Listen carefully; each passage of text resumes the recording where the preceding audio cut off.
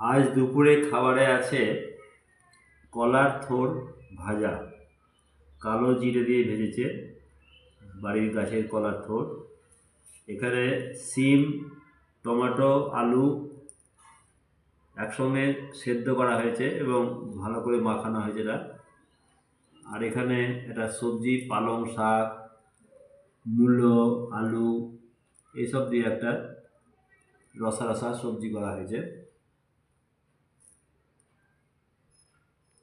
কলার থোর